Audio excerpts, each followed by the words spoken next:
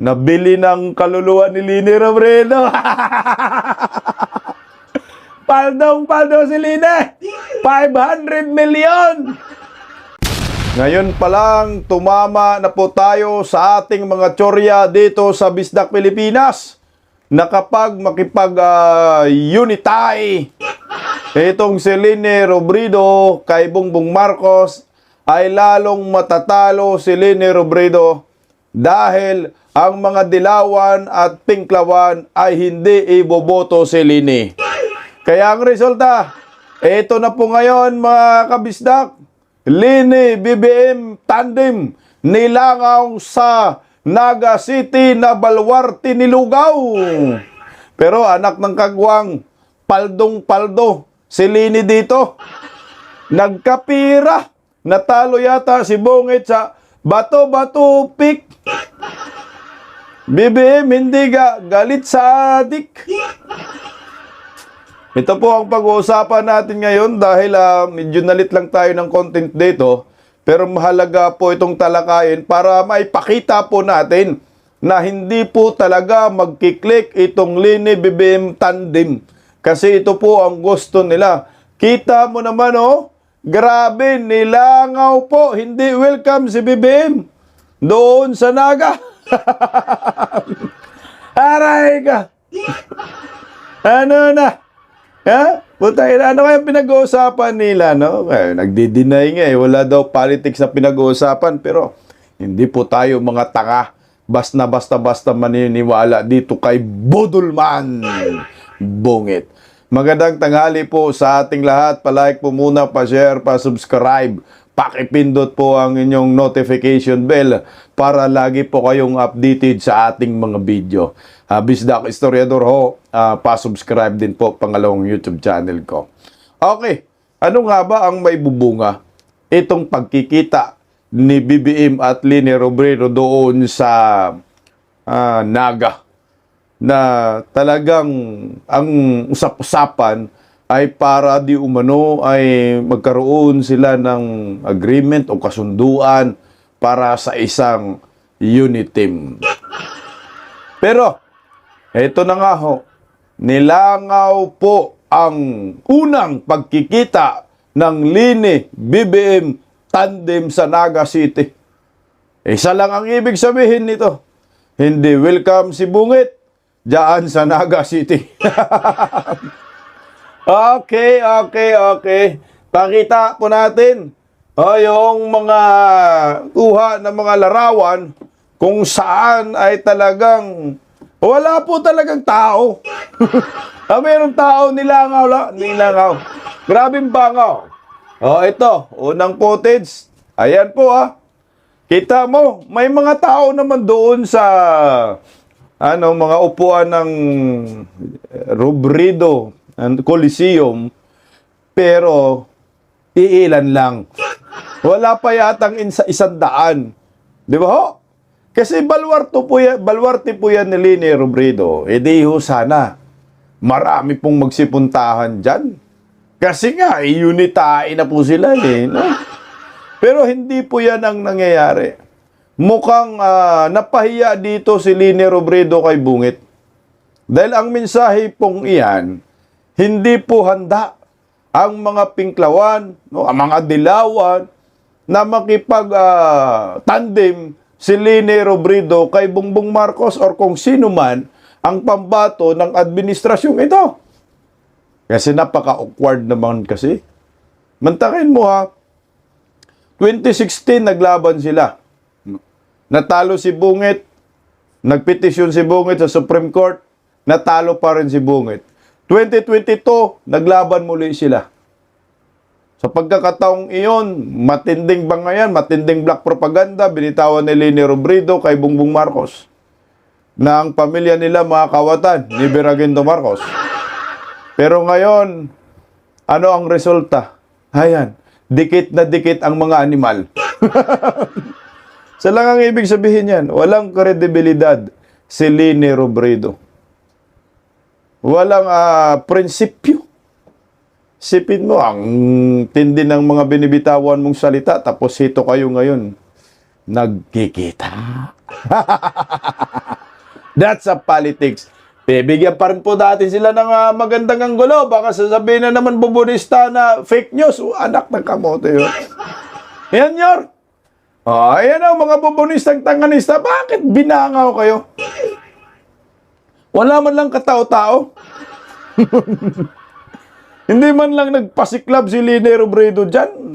Kahit man sana nagakot ka ng mga 2,000, no? Pinuno mo man lang yung gymnasium na yan. Ano po ang nangyayari dyan?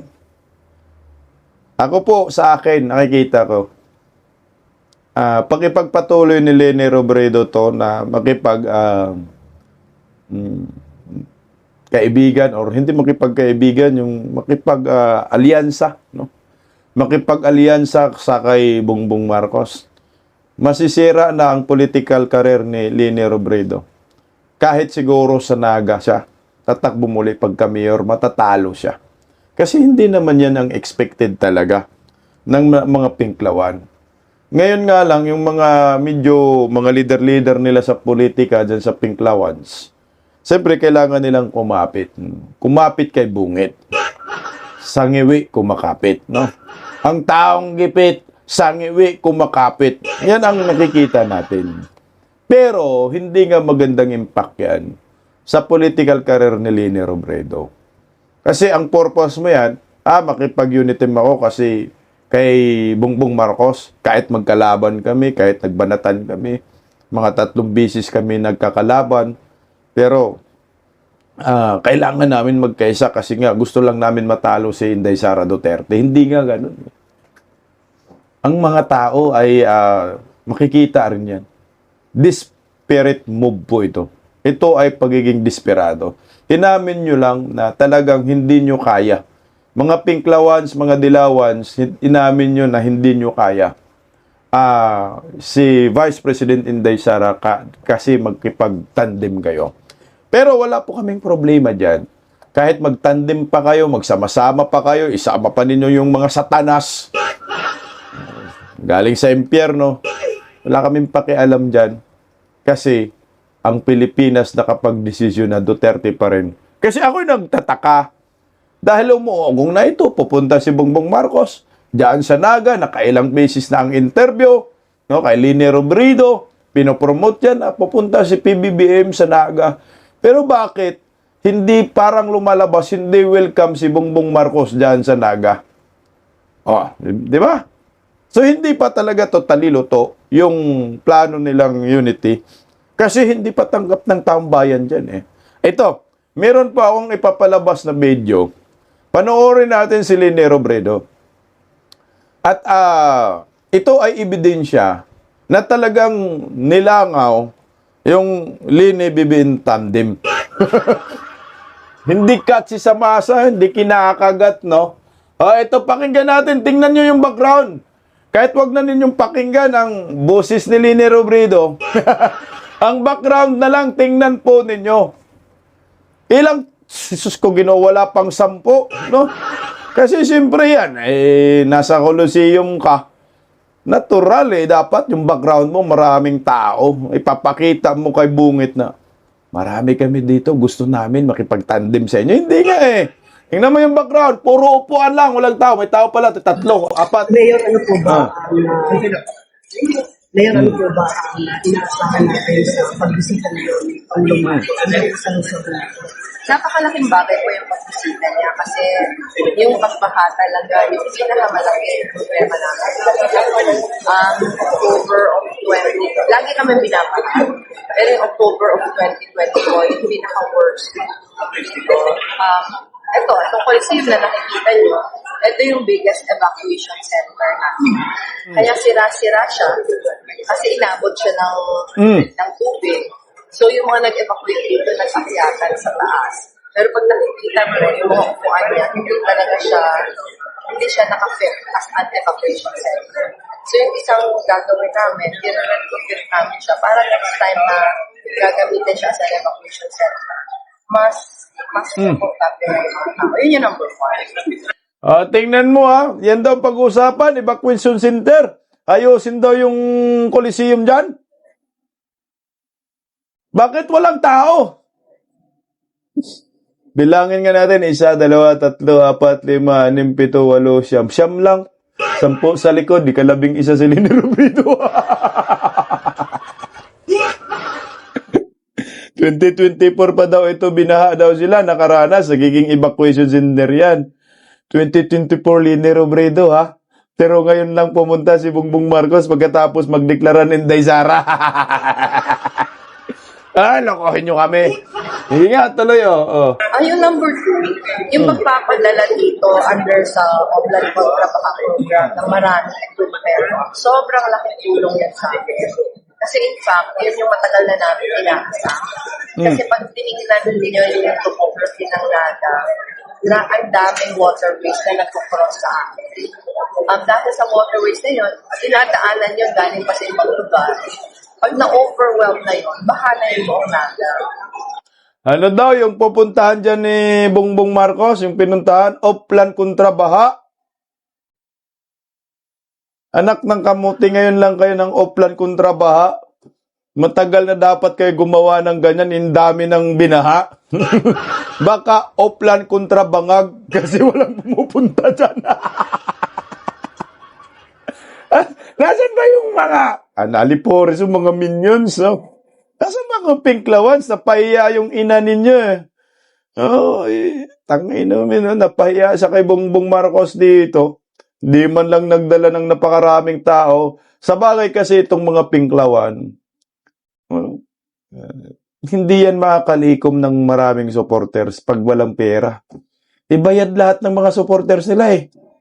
Sanayan sa pira-pira, mga dilawan, anak ng kamuti. Basta wala kang allowance ibibigay, bayad. Hindi ka dudumugin yan. Yan ang papatunay, eh.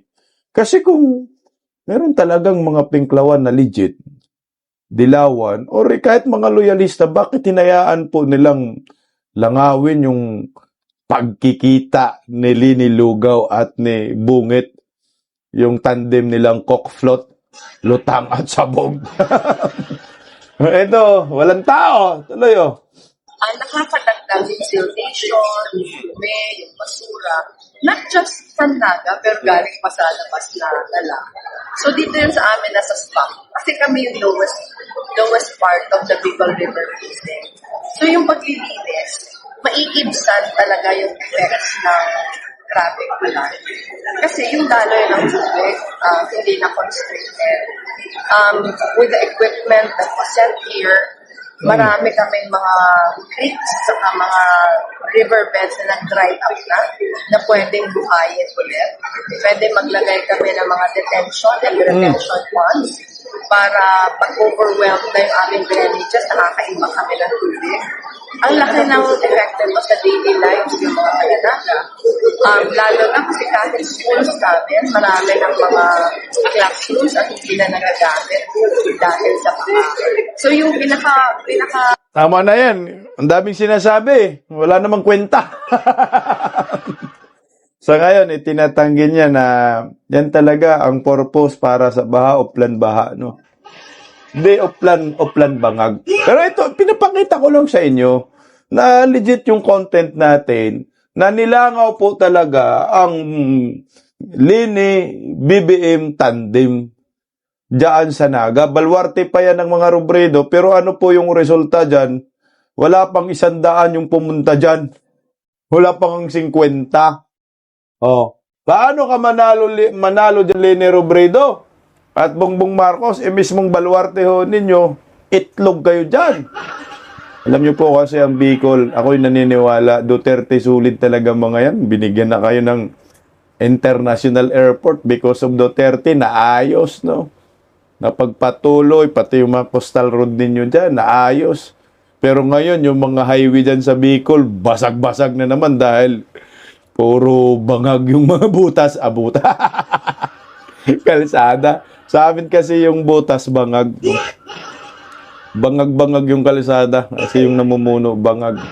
Oh, ito pa, pakita rin natin na talagang nilangaw, no? Si Lini Robredo, walang katao-tao.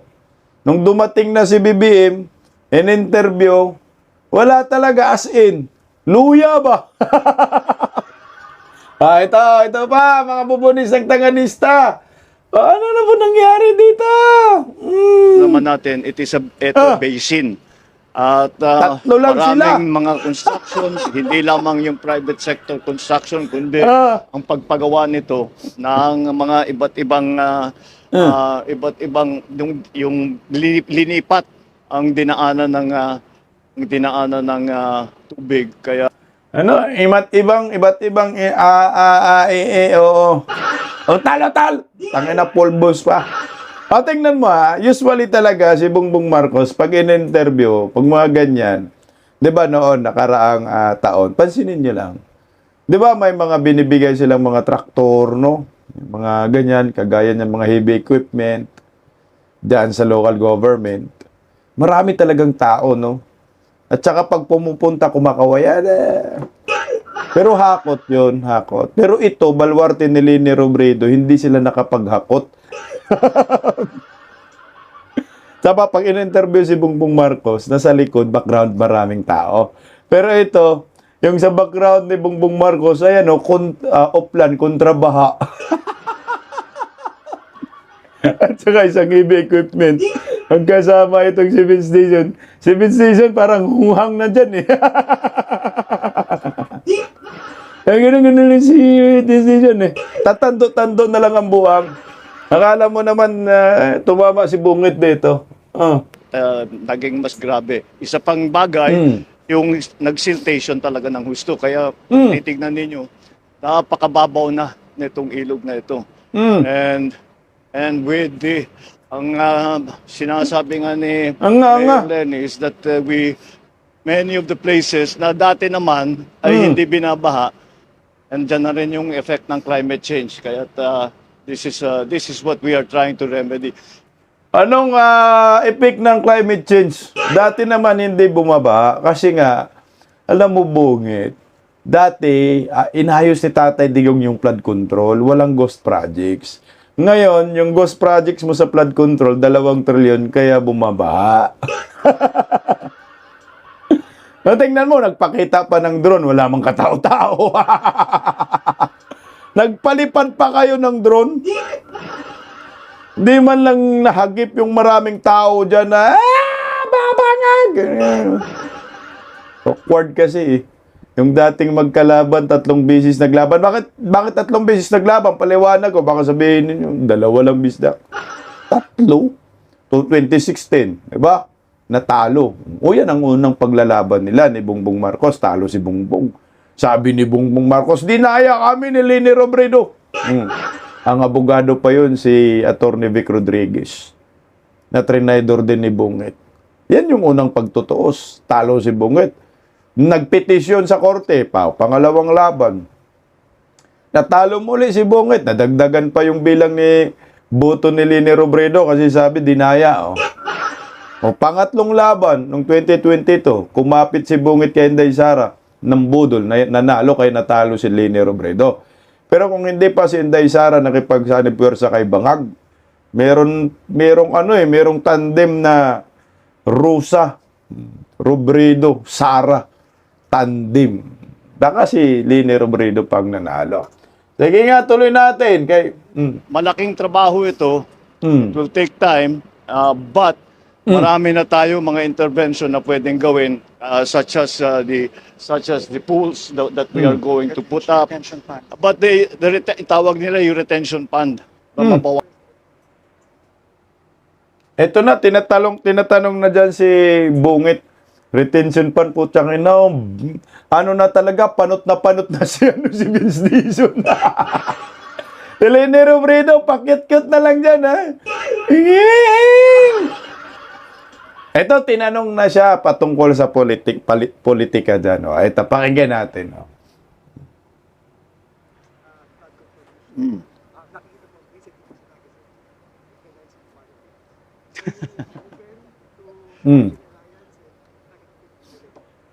Alam mo, hindi namin pinag-uusapan yun.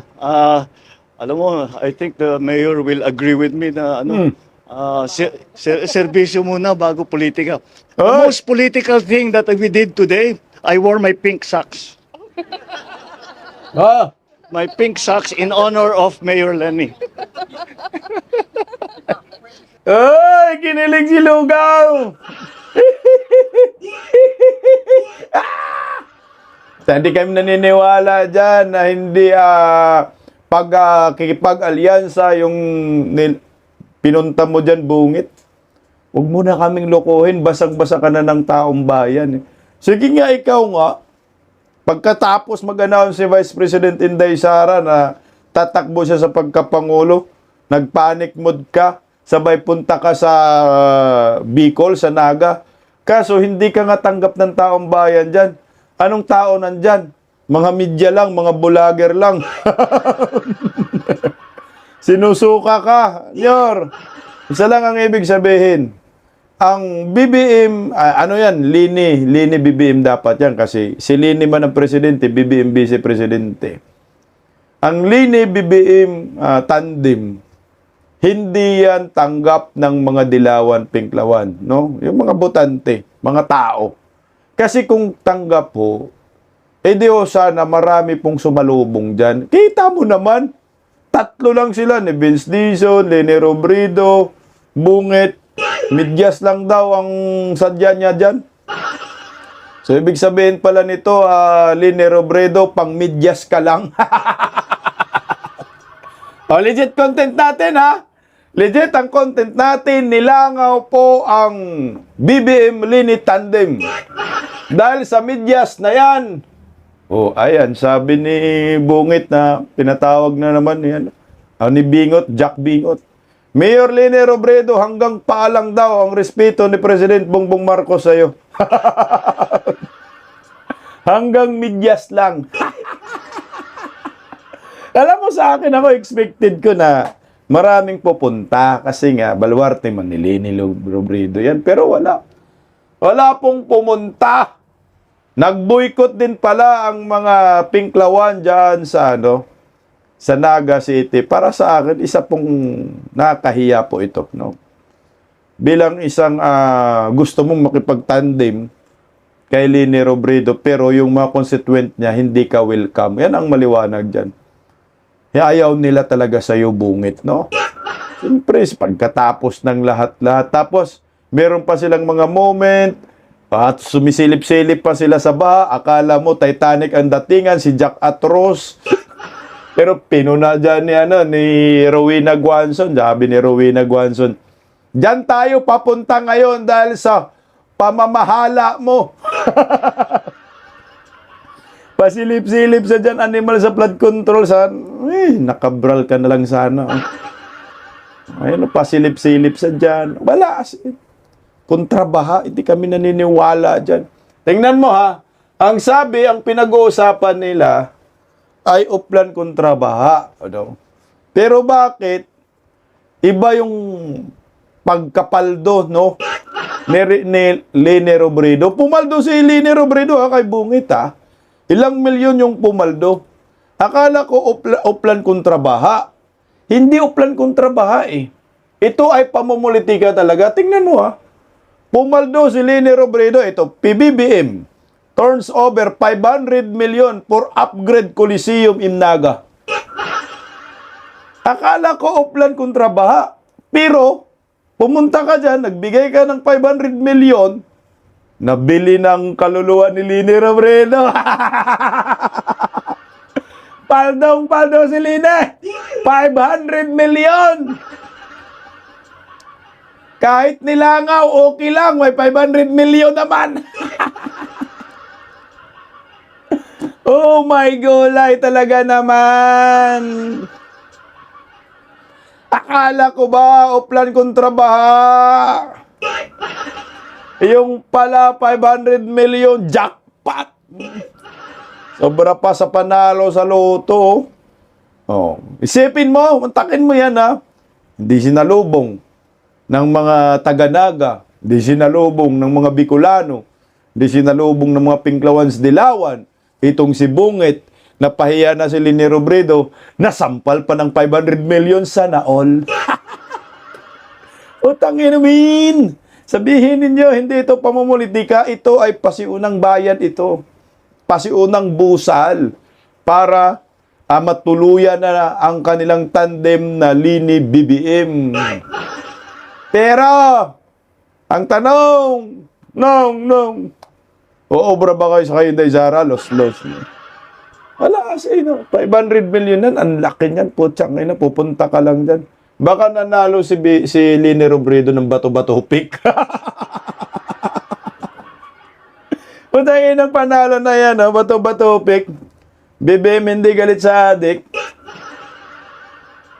Jack in po eh. Sinong panalo, siya ay unggoy. Talo pa lang unggoy. Ulit. Sinong matalo, siya ay unggoy. O, ayan, naka-unggoy, 500 million ang panalo. Nagbato-bato. Ba't siya nagbato-batopig dyan? Panalo si Lini Papel. Oh, kay Bungit Bato. Talagang mahilig talaga si Bungit sa bato. Si Lini talagang lutang talaga kasi papel ang ano niya, hilig, 'di ba? Yung papel umulutang din 'yan. Ayan, no? Pang inumin talaga na 500 million na yan. No? Ang laki yan, para sa akin. 500 million para daw doon sa Robredo Coliseum ni pati mga constituent, hindi nga siya sinalubong diyan. Yan ang nakakahiya. Kaya hindi po kami naniniwala na ito ay para sa outplang kontrabaha. Hindi po yan pinakawalan at hindi yan po hinayaan ni Attorney Salpanilo yung mga drama nila. Kaya binanatan sila ni Attorney Salian. Pakinggan natin. Biro mo, look at that. Look at that. Na dapat ginawa na nila noon pa yan. Correct. Ginawa na yun eh. It's not surprising. It's not startling. Presidente siya ng bansa. Mayroong project doon. Mayor naman yung isa. Kahit saan naman lugar, pwede siya pumunta at i-oversee niya kung anong ginagawa doon. Pero alam mo, tinitingnan ko yung video ninyo. Nakikita nyo, ngayon lang sila naglilinis ng mga estero, ng mga passageway, pagkatapos na magkaroon ng malaking sakuna sa flood.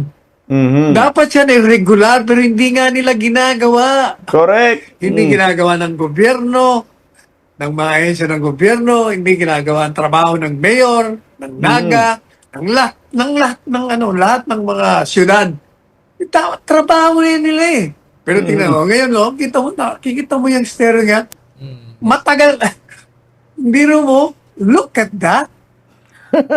Look Dapat at that. ginawa na nila noon pa yan. Correct. Ay, talaga namang sarap pagpapaluin ng mga puwet nito. Ano to, Rizal? Sarap pagpapaluin ang mga puwit nito?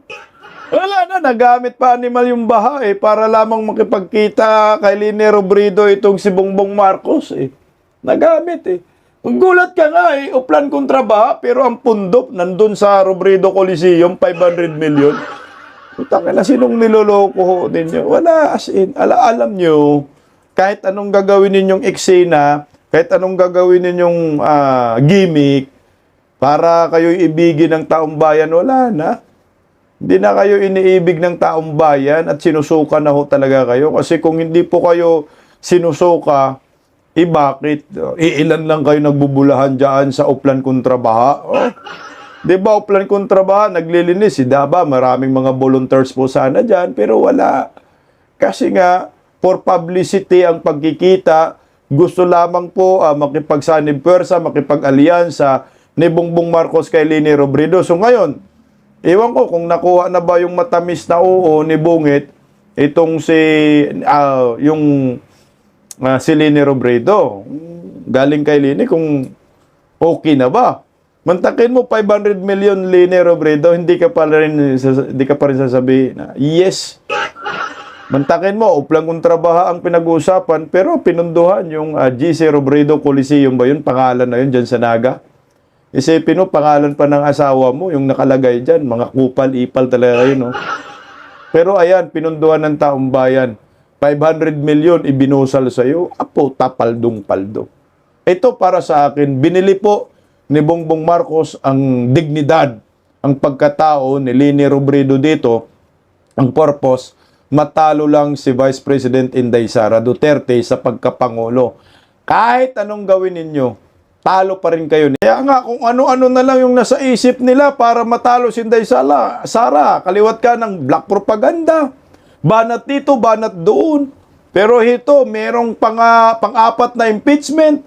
Nung nag-file si Vice President Inday, yung nagdeklara si Inday Sara na tatakbong pagkapangulo, merong pang-apat na impeachment. Pero pakinggan natin, meron na namang isiniwalat si Toby Chanko. Tingnan nyo po ha, kung sino yung nagsampa ng impeachment labang kay Vice President Inday Sara, anak ng kagwang si Tambaluslos. Yan pala yan, tangino-mino. Grupo pa rin ni Tambaluslos yan. Pakinggan natin si Toby Chanko. Tingnan natin yung fourth complaint, di ba? Yung fourth complaint, ang nag-file niyan, isang Sino? senior member ng Lakas Nako! na deputy speaker pa. Sino ang Chairman. presidente ng Lakas? Sinong head ng Lakas? Tambaluslos. Former Speaker Martin Romualdez. Diba? So, hindi ako naniniwala na ang isang ganitong kalaking bagay i-file ng isang leader ng Lakas nang hindi nagkukonsulta kay former Speaker Martin Romualdez. Ang Matik tingin ko yan. pa nga dyan is siya ang may gusto na ma-file yan. Correct. Okay? Yung Ako, tama ka dyan na Toby Chanko. Siyempre, galing sa Lakas yan. Automatic may basbas ng presidente ng Lakas. Yan ang nakikita natin. Gusto talaga nilang ma-impeach si Inday Sara. Kasi, tingnan mo, kahit magsanipwersa si Bongbong Marcos, Leni Robredo, tinanggap ba ng constituent ni Leni Robredo sa Naga? Hindi. Yan ang mensahe na ayaw nila. Eh, matatalo pa rin sila kahit paano. Baka sinabi siguro ng sa isip-isip siguro ng mga taga-Naga. Wag na. Matalo manalo. Ayaw namin na makipagsanipwersa kay Bongbong Marcos.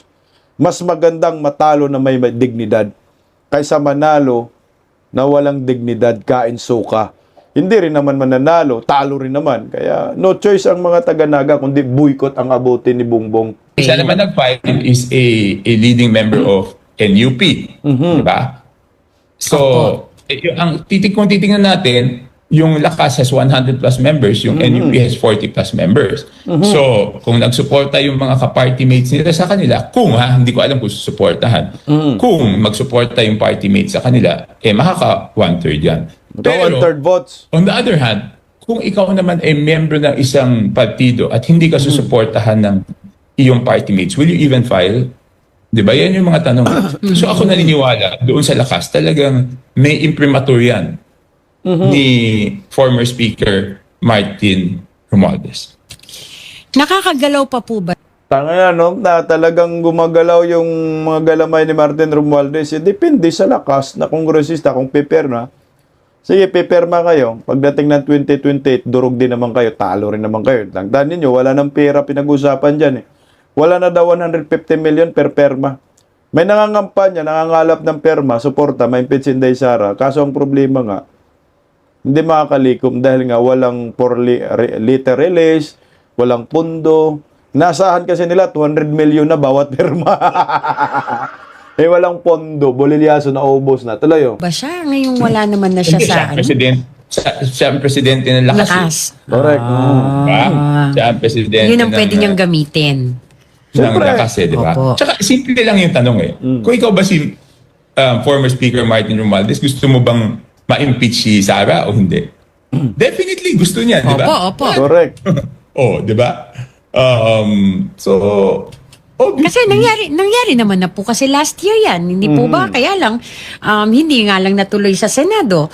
So, Hindi ngayon, lang yun eh. Assuming he gets away with accountability dito sa administrasyon na ito. I'm sure, kung manalo si BP Sara as president, he will not get away with accountability, di ba? Kulong. ayun. At alam niya rin yun. So, ang sinasabi po ninyo ay ngayon pa lang ay gumawa na ng paraan Oo, para hindi ibig siya. sabihin- Hindi lang sabihin, ngayon pa lang. Kasi di ba, hindi siya nakakasuhan ngayon. So, if he gets away with accountability na yon at naging presidente si VP Sara, Opo. Kulong silang sigurado lahat. lagot siya. Papanagutin siya nun. Correct. Ayun. Di ba?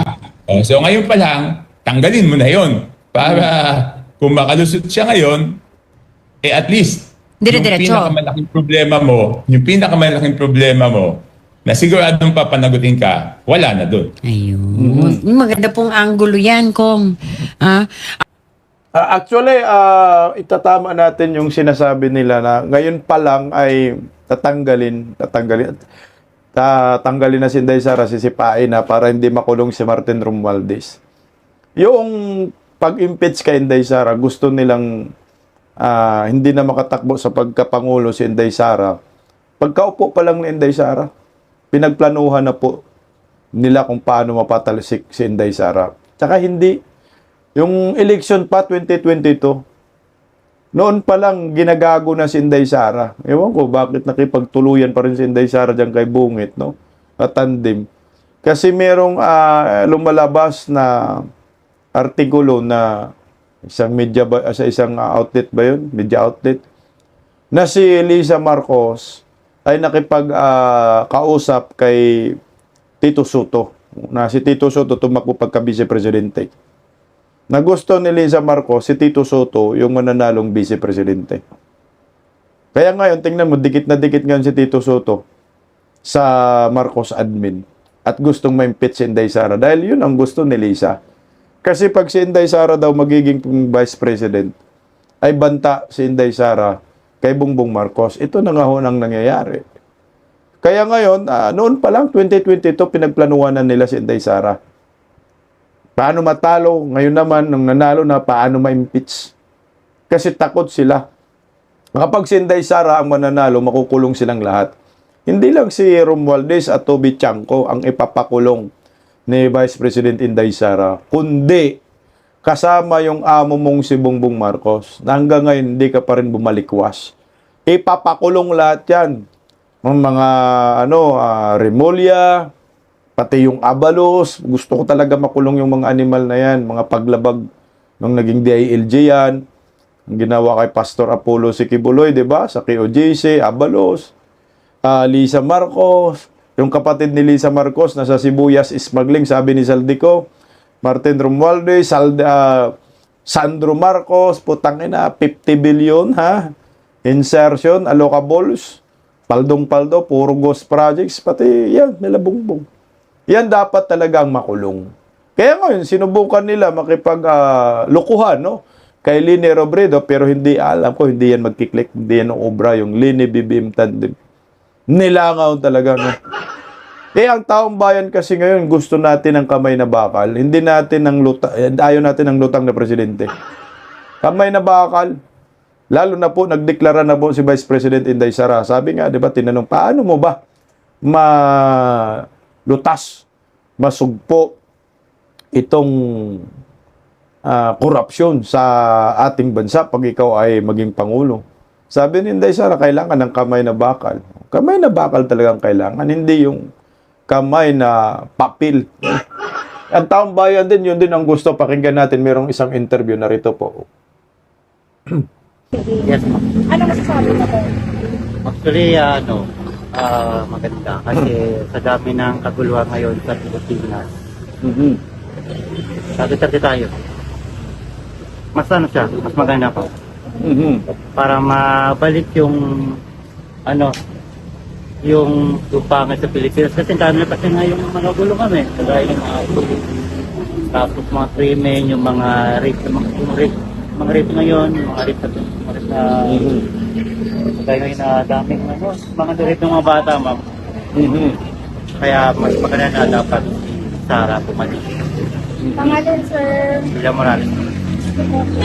Okay, tingnan mo ha. Ang mga ordinaryong Pilipino ho talaga ngayon, mga inosente, gaya yung mga ganun si Kuya, gusto talaga maibalik yung kamay na bakal. Yung Duterte type of leadership, na which is ito po yung offer ni Vice President Inday Sara. Ibalik ang tapang at malasakit. Dito talaga, lamang na lamang si Inday Sara dito. Itong Lini Robredo at BBM tandem for publicity. pang ano lang, panglito sa utak ng maraming Pilipino. Pero ako, kung ako naman supporter ni Lene Robredo, mag-iisip ako. Ika, binanata natin yan eh. Si Bongbong Marcos noong 2022 election, magkalabang kayo ng 2016. Tapos nagreklamo pa si Bongbong Marcos sa Supreme Court dahil sinabi kang dinaya mo si Bongbong Marcos. Bakit kain suka ka? Bakit nandito tayo? Ikakainin na lang ba natin yung pride natin? Hindi na tayo tunay na principles man. Hindi na tayo, wala na tayong prinsipyo. Hindi ka na matatawag na credible. Yung kredibilidad mo bagsak na. 'Di ba noon ang tindi ng mga sinasabi mo laban sa mga Marcoses, never again. Mga kurap mga Marcoses, pero ngayon, putya, kain suka ka. Ang sweet-sweet ninyo. Naglalaro pa kayo ng bato-bato pick dyan. Ang panalo, 500 million. Ito na yung sinasabi natin. Alam mo, hindi ako naniniwala na sinasabi nila na kailangan natin makipagplastikan dito kay Bongbong Marcos, sa presidente. Kasi kailangan natin ng pondo eh. Kailangan sumabay tayo. Kasi kailangan natin ng pera para sa ating syudad or probinsya. Putyang ina, bakit ang mga Duterte? Minsan, wala silang pakialam kung masero yung budget nila, pondo nila. Wala silang pakialam kung hindi bibigyan ng pondo ni Bongbong Marcos basta sila tatayo at mamrensipyo po sila. Kaya wala na pong iba ng mga politician sa bansang ito na may totoong prinsipyo at yung kredibilidad iniingatan. Yung kanilang pagkatao. Duterte. Tingnan mo, si Inday Sara. Pinalisan si Bongbong Marcos dahil nga hindi na magawa. Hindi na tama ang ginagawa bilang isang pangulo. Kaya itong Lini BBM tandem, anak ng kagwang, bagsak to. Paggising sa umaga, tanghali at gabi, nakikita ko ang post niya, ang hapdi. Paano nga ba to? Di ako makatanggi. Watch ko na lang at isipin ng mabuti. Disdak Pilipinas. Disdak, tinig ng katotohanan. Sa bawat vlog may laban sa kasinungalingan. Mulat ang mata, gising ang masa. Disdak Pilipinas, para sa bayan, gumigising sa diwa. Sa likod ng kamera, tapang ang dala, walang sinasanto kung mali ang gawa. Hinay-hinay, pero palaban. Boses ng tao sa digital na labanan. Disdak, tinig ng katotohanan. Sa bawat vlog may laban sa kasinungalingan. Mulat ang mata, gising ang masa. Disdak Pilipinas, para sa bayan, gumigising sa diwa.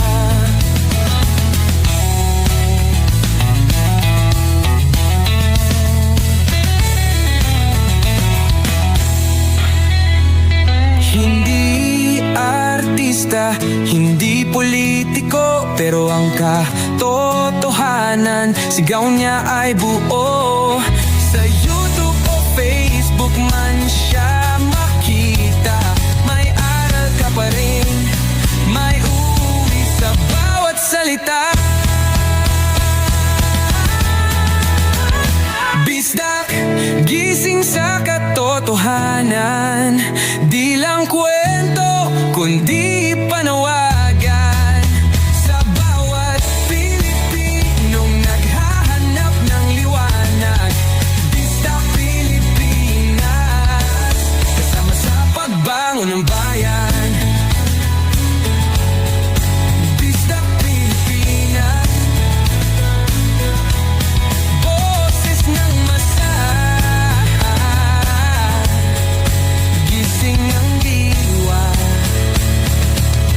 vlog mo may pag-asa.